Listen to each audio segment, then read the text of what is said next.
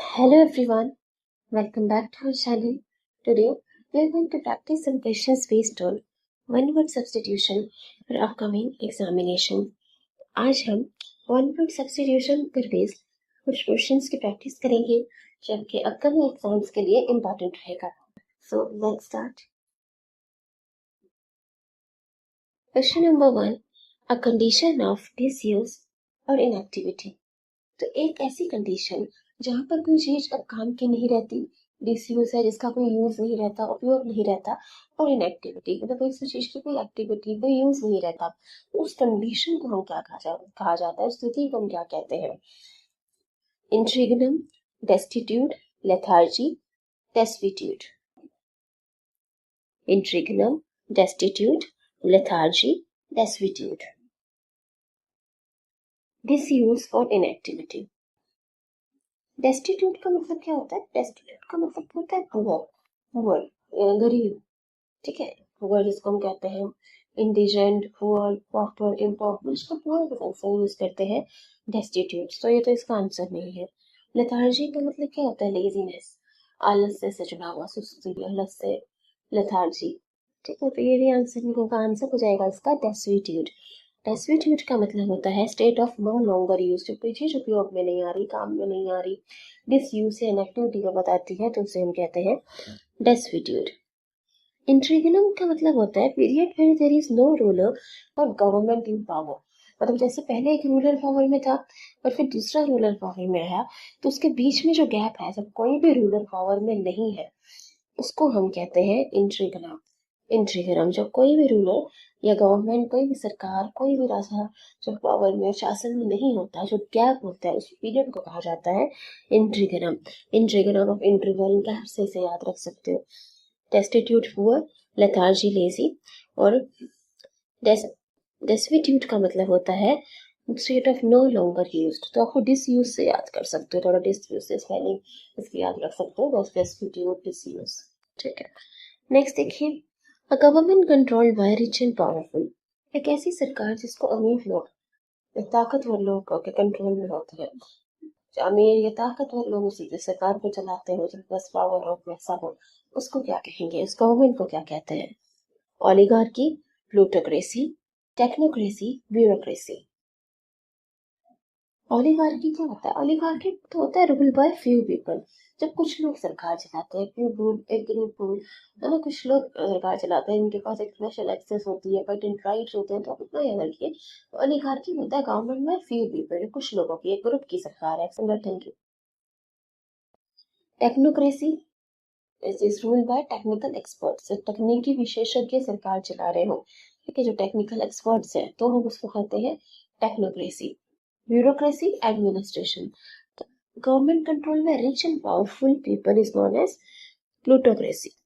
Plutocracy कहा जाता है ऐसे जब अमीर लोगों की सरकार हो, उसको हम क्या कहते हैं? प्लूटोक्रेसी. प्लूटोक्रेसी. टेक्नोक्रेसी, गवर्नमेंट में technical experts. Bureaucracy, administration by government officials. And oligarchy by small group of people. जब कुछ लोग, एक ग्रुप जो है सरकार चला रहा है, उसको हम कहते हैं ओलिगार्की. ओलिगार्की जैसे ओलिगोपोली मार्केट स्ट्रक्चर, अगर आपने पढ़ा होगा इकोनॉमिक्स में, ओलिगोपोली होता है वो मार्केट स्ट्रक्चर जिसको फ्यू इंडिविजुअल्स कंट्रोल करते हैं. तो ओलिगार्की वो सरकार है जो एक ग्रुप चला रहा है, स्मॉल ग्रुप चला रहा है. ब्यूरोक्रेसी, गवर्नमेंट ऑफिशियल्स की administration. Technocracy, technical experts. Bureaucracy, rich and powerful. Next देखिए.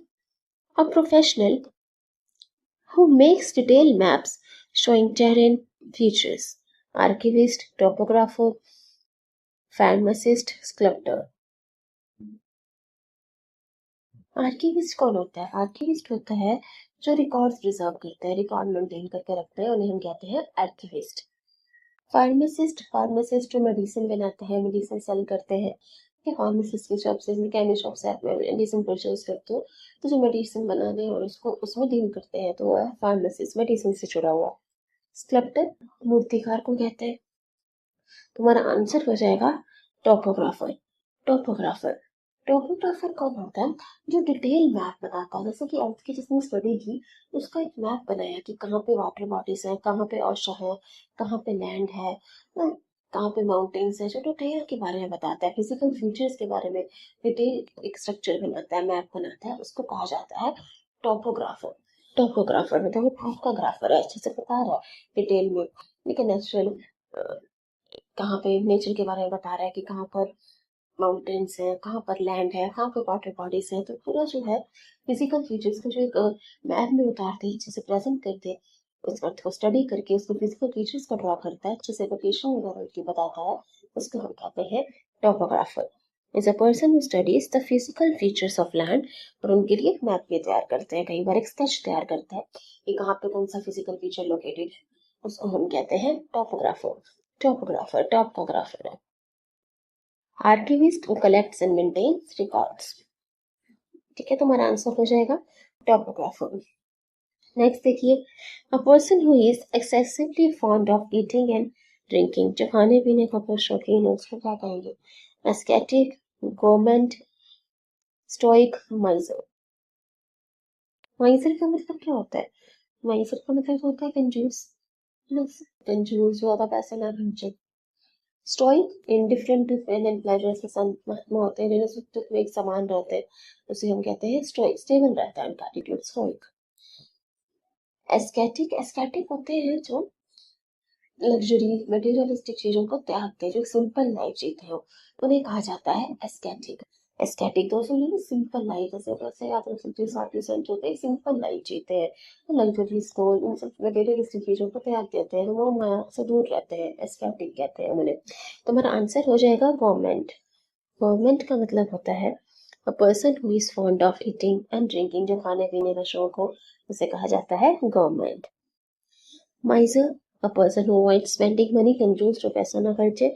और ascetic is a person who lives a very simple life, जो बस साधारण जीवन व्यतीत करते हो, वो हमारा से दूर रहते हो, ठीक है, उन्हें हम कहते हैं एस्केटिक। नेक्स्ट देखिए, a remark that seems absurd or self-abusing, but can contain truth. Proverb, doctrine, paradox, satire। एक ऐसा रिमार्क जो लगता है बेतुका, एब्सर्ड लगता है, सेल्फ अब्यूजिंग लगता है कि अपने ही की बात चाह रहा है, और उसमें सच्चाई होती है, तो ऐसे रिमार्क को हम क्या कहेंगे? Proverb, doctrine, paradox, satire. Sir हमने स्टेरिकल टोन पढ़ी थी, हमने पैसेज की, जब हम टोन्स ऑफ पैसेज की याद कर रहे थे, तो स्टेरिकल मतलब होता है, सटायर मतलब होता है व्यंग्यात्मक, इसमें एक व्यंग्य रसा चेहरा हो, ठीक है, व्यंग्यात्मक चीजों से बात की जा रही है, उसको कहते हैं सटायर। डॉक्ट्राइन, डॉक्ट्राइन का मतलब होता है सेट ऑफ बिलीफ्स, सिद्धांत, जिसको हम कहते हैं ये डॉक्ट्राइन, डॉक्ट्राइन सिद्धांत। प्रोवर्ब,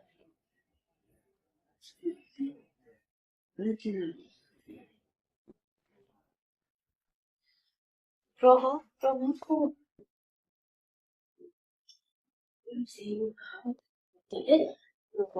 जैसे एक कहावत है, might is right. Might is right का मतलब क्या होता है? उसकी लाठी उसकी भैंस, उसको हिंदी में कहते हैं इसके पास ज्यादा पावर है, उसी की चलती है, उसी की सत्ता चलती है, वही सही माना जाता है, जिसके पास ज्यादा पावर हो। माइट इज राइट, तो ये प्रॉवर्ब, प्रॉवर्ब तो कहावत हो गया, सटायर मतलब व्यंग्य हो गया, डॉक्ट्राइन का मतलब होता है सिद्धांत। लेकिन यहाँ पे ऐसा पूछा गया है, एक ऐसा रिमार्क जो अपोजिंग लगता है, सेल्फ अब्यूजिंग, एब्सर्ड लगता है, पर उसमें कुछ एक मीनिंग छुपा होता है, उसका गहरा अर्थ होता है, तो इसका आंसर हो जाएगा पैराडॉक्स। पैराडॉक्स, जैसे पैराडॉक्स होते हैं एक अपोजिंग स्टेटमेंट, आप सोच सकते हो, जैसे हम कहें less is more, less is more. अब लेस इज मोर का डीप मीनिंग है, लेकिन थोड़ा ही बहुत होता है, लेस इज मोर। तो लेस और मोर दोनों ही एक दूसरे के ऑपोजिट है, लेस और मोर एक दूसरे के ऑपोजिट है, तो देखने में स्टेटमेंट थोड़ी एब्सर्ड लगती है, कि बेतुका लगता है, दोनों ही ऑपोजिट वर्ड्स को कनेक्ट कर दिया है। लेकिन अगर हम इसका मीनिंग देखें तो एक डीप मीनिंग है, लेस इज मोर एक इसका गहरा अर्थ है, तो इसको हम कहते हैं पैराडॉक्स। आंसर हो जाएगा पैराडॉक्स। तो एक स्टेटमेंट पहले एब्सर्ड लिखे, अब्यूजिंग, अपोजिंग लगे, इसका डीप मीनिंग हो, उसको हम कहते हैं पैराडॉक्स। पैराडॉक्स, ठीक है।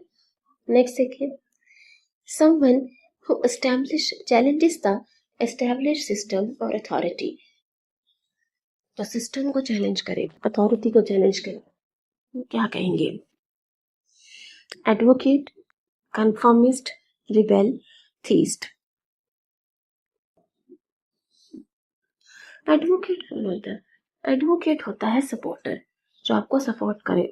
कोर्ट में जैसे हमने देखा एडवोकेट जो केस लड़ते हैं उनको भी बोलते हैं ना एडवोकेट, मतलब वो अपने क्लाइंट का सपोर्ट कर रहे हैं, सपोर्ट करते हैं, उसको अपोज तो नहीं करते, चैलेंज तो नहीं करते, अपने क्लाइंट को वो सपोर्ट करते हैं। तो एडवोकेट का मतलब तो होता है सपोर्टर, सपोर्ट करने वाला, साथ देने वाला। तो ये आंसर नहीं होगा। कन्फर्मिस्ट कौन होता है? जो कन्फर्म कर ले एक्सेप्टेड प्रैक्टिसेस को, बिलीव्स को, मतलब जो बिलीव्स को, जो नियम चले आ रहे हैं उन्हें मान ले, स्वीकार कर ले, कंफर्म कर ले, उन्हें हम कहते हैं कन्फर्मिस्ट। कन्फर्मिस्ट, लेकिन यहाँ तो पूछा है चैलेंज करने वाला, तो ये भी आंसर नहीं होगा। थीस्ट, थीस्ट का मतलब होता है one who believes in God, जो ईश्वर में विश्वास रखे, उसे हम कहते हैं थीस्ट। ईश्वर में ना मानने वाले को क्या कहते हैं? नास्तिक को एथिस्ट। ठीक है, इसका ऑपोजिट होता है एथिस्ट। तो ये भी आंसर नहीं होगा, आंसर हो जाएगा रिबेल। रिबेल का मतलब होता है विद्रोही, विद्रोह करने वाला, जो सिस्टम को चैलेंज कर रहा है, विद्रोह कर रहा है, उसके खिलाफ जा रहा है, चुनौती दे रहा है, उसे हम कहते हैं rebel. Advocate, supporter, conformist who follows rules and accepted norms. Theist is a person who believes in the existence of God. Now next देखिए, an exaggerated sense of one's own importance. मतलब खुद को बहुत ज्यादा इम्पोर्टेंस देना, महत्व देना। ठीक है, उसको क्या कहेंगे? Caution, meekness, vanity, simplicity. Caution का मतलब क्या होता है? कॉशन, कॉशन का मतलब होता है केयरफुल रहना, कॉशियस रहना, अवेयर रहना, सतर्क रहना, सतर्कता उससे जुड़ा हुआ है कॉशन। लेकिन यहाँ तो वंस ऑन इम्पोर्टेंस की, अहंकार, घमंड, एरोगेंस की बात की जा रही है, तो ये नहीं होगा। मीकनेस का मतलब होता है जेंटलनेस, विनम्रता, तो ये भी आंसर नहीं होगा। सिंप्लिसिटी मतलब साधारण, ये भी आंसर नहीं, आंसर हो जाएगा vanity. Vanity, meekness means quite gentle, vanity का मतलब होता है अहंकार, इतना से घमंड आना, उसको बहुत इंपॉर्टेंस देना, एरोगेंस होना, उसे हम कहते हैं वैनिटी। वैनिटी, ठीक है, जैसे वैसे याद रख सकते हो कि बहुत सारे एक्टर्स अपनी वैनिटी में शूटिंग में वैनिटीज का यूज करते हैं, तो उनमें से कुछ ऐसे होंगे जो खुद को बहुत ज्यादा इंपॉर्टेंस देते होंगे, बहुत एरोगेंट होंगे, तो उससे आप थोड़ा रिलेट कर सकते हो, वैनिटी, एक्ट्रेस, एरोगेंस, उससे थोड़ा सा आप रिलेट कर सकते हो। ठीक है, वैनिटी, तो आंसर हो जाएगा वैनिटी। नेक्स्ट देखिए, a feeling of listless dissatisfaction arising from lack of interest. जब आपको किसी चीज में रुचि नहीं होती, इंटरेस्ट नहीं होता, तो डिससेटिस्फैक्शन होने लगता है, असंतुष्टि होने लगती है, बोर्डम होने लगता है, तो उसको हम क्या कहेंगे? उस फीलिंग को क्या कहेंगे? जब किसी चीज में मन नहीं लगता, रुचि नहीं होती, बोरिंग लगने लगे, डिससेटिस्फैक्शन होने लगे। Language, ennui, zeal, rapture. देखो, लैंग्वेज का मतलब होता है वीकनेस, टायर्डनेस, बहुत ज्यादा थकावट होना। ठीक है, उसे हम जैसे शरीर टूटना, थकावट होना, वीकनेस होना, उसे हम कहते हैं लैंग्वेज। जील, जील का मतलब होता है एनर्जी, एंथुजियाज्म, बहुत ज्यादा जोश होना, उत्साह होना, उसे हम कहते हैं जील। रैप्चर, रैप्चर का मतलब होता है हैप्पीनेस, खुशी। जैसे कुछ लोगों को रैप म्यूजिक सुन के, रैप सॉन्ग सुन के खुशी मिलती है, तो रैप्चर का मतलब होता है खुशी से जुड़ा हुआ, एक्साइटमेंट से जुड़ा हुआ। लेकिन यहाँ तो डिससेटिस्फैक्शन पूछा है, बोरिंग पूछा है, तो रैप्चर हट जाएगा, जील हट जाएगा, लैंग्वेज, वीकनेस, टायर्डनेस से रिलेटेड है, ये भी नहीं होगा, आंसर होगा एन्यूई। एन्यूई का मतलब होता है बोर्डम, जब किसी चीज में आपका मन नहीं लगा, संतुष्टि नहीं हो रही, डिससेटिस्फैक्शन हो रही है, खुशी नहीं हो रही, बोरिंग लग रहा है, एन्यूई। एन्यूई, ठीक है, ऐसे भी आप याद रख सकते हो, एन्यूई के कुछ न्यू नहीं है तो आपको बोरिंग बोरिंग लगने लग गया है, ennui nothing new, so you find something boring, so you can remember like that. Rapture का मतलब हैप्पीनेस, जो है रैप सॉन्ग से याद रख सकते हो। लैंग्वेज, टायर्डनेस, वीकनेस, और जील का मतलब एनर्जी, एंथुसियाज्म। एक बार हम फिर से रिवाइज कर ले सारे वर्ड्स। कंडीशन ऑफ डिसयूज और इनएक्टिविटी, जब कोई चीज आपके काम की नहीं है, डिसयूज और इनएक्टिविटी उपयोग की नहीं है, तो हम कहते हैं डेस्टिट्यूट। लेथार्जी, लेजीनेस, आलस्य। Destitute, poor. इंटरिग्नम का मतलब होता है period where there is no ruler और गवर्नमेंट इन पावर। ऐसे एक गवर्नमेंट थी पावर में, फिर दूसरी आई, तो उसके बीच में जो गैप होता है, जब कोई भी गवर्नमेंट पावर में नहीं है, कोई भी रूलर पावर में नहीं है, उसे हम कहते हैं interregnum. Government control by rich and powerful, अमीर लोगों की सरकार को क्या कहते हैं? Protocracy. Oligarchy, government by group of people. Technocracy, technical expert. और bureaucracy, government officials. Professional who makes detail maps showing terrain features, तो जो फिजिकल फीचर्स को अच्छे से मैप बना के दिखा दे, ठीक है, फिजिकल फीचर को स्टडी करे फिर उन्हें मैप में उतार दे, तो उनको उसको हम क्या कहते हैं? जो टॉपोग्राफर है, टॉपोग्राफर। फार्मासिस्ट, मेडिसिन से रिलेटेड है। स्कल्प्टर, मूर्तिकार। और आर्किविस्ट, जो रिकॉर्ड मेंटेन करता है। A person who is excessively fond of eating and drinking, जो खाने पीने का बहुत शौक हो, गवर्नमेंट। एस्केटिक, जो एक सिंपल लाइफ जीते हो, साधारण जीवन जीते हो, जैसे संत महात्मा, ठीक है, जो मोह माया से दूर रहे। Stoic, indifferent to pain and pleasure, जो सुख दुख में एक समान हो, स्टेबल हो उनका एटीट्यूड। हमाइसर, कंजूस को कहते हैं। A remark that seems absurd or self-abusing but can contain the truth, तो ऐसा रिमार्क है जो देखने में अपोजिंग लगता है, बेतुका लगता है, लेकिन इसका गहरा मतलब हो, गहरा अर्थ हो, उसे हम कहते हैं पैराडॉक्स। पैराडॉक्स। प्रोवर्ब का मतलब होता है कहावत। जनरल सेइंग, डॉक्ट्राइन का मतलब सेट ऑफ बिलीफ, सिद्धांत। Someone who challenges the established system और अथॉरिटी, जो सिस्टम के खिलाफ चाहे, अथॉरिटी के खिलाफ चाहे, उसे हम कहते हैं रिबेल। रिबेल का मतलब होता है विद्रोह करने वाला, विद्रोही। Advocate, supporter. Theist is a person who believes in the existence of god. और कन्फॉर्मिस्ट वो इंसान है जो रूल्स, रेगुलेशन, नॉर्म्स को फॉलो करता है, उन्हें मानता है। An exaggerated sense of one's own importance, खुद को बहुत ज्यादा इम्पोर्टेंस देना, महत्व देना, एरोगेंस होना, उसे हम कहते हैं vanity. A feeling of listless dissatisfaction arising from lack of interest, जब किसी चीज में आपको रुचि नहीं है, मन नहीं लगता, उसे बोरडम होने लगता है, डिससेटिस्फैक्शन होने लगता है, उसे हम कहते हैं एन्यूई। एन्यूई। लैंगुअर, टायर्डनेस, वीकनेस, थकावट होना। Ennui, boredom, rapture, happiness, joy. So thank you everybody. Thanks for watching. Please share and subscribe. Thank you.